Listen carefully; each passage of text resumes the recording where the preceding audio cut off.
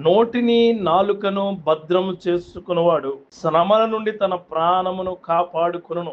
మాటల విషయంలో జాగ్రత్తగా ఉండాలండి. అవే బాధల నుంచి, ఇబ్బందుల నుంచి మనల్ని కాపాడతాయి. మాటలు మరీ ఎక్కువైపోతే మనుషుల మధ్యలో దోషం ఖచ్చితంగా ఉంటుంది. పెదవులు అదుపులో ఎవరైతే ఉంచుకుంటారో వాడే అమితమైన జ్ఞానిగా ఉంటాడు.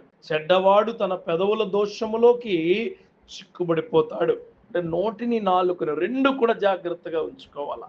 ఈరోజు నీ నోరే నీకు బలం అనుకుంటున్నావేమో, నీ నాలుకే నీకు బలం అనుకుంటున్నావేమో. నాకు మాటొచ్చు, నాకు మాట ఉంది, నేను మాటతో ఎక్కడికైనా ఎలాగైనా ఏమైనా బ్రతికేస్తాను అని నువ్వు అనుకుంటున్నావేమో. గుర్తుపెట్టుకో, నీ నాలుకే నీకు ప్రమాదకరమైన శత్రువుగా మారుతుంది.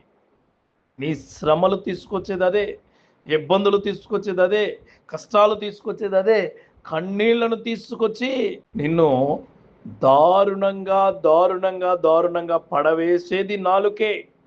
జాగ్రత్త.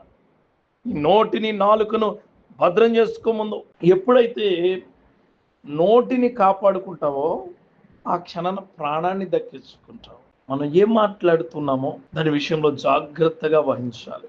మాటల వల్ల మనుషులు పేరు ప్రతిష్టలు నాశనం కావచ్చు. కొట్లాట్లకు, చావులకు దారితీసే కలహాలు రేగవచ్చు. మాటలు మరణ శిక్ష విధించగలవు. ఈ మాటలు వింటూ నీకు కూడా చెప్తున్నా, నువ్వు కూడా నాలుకను అదుపు భద్రంగా కాపాడుకోలేకపోతున్నావేమో. కాపాడుకో, బాగుపడతావు.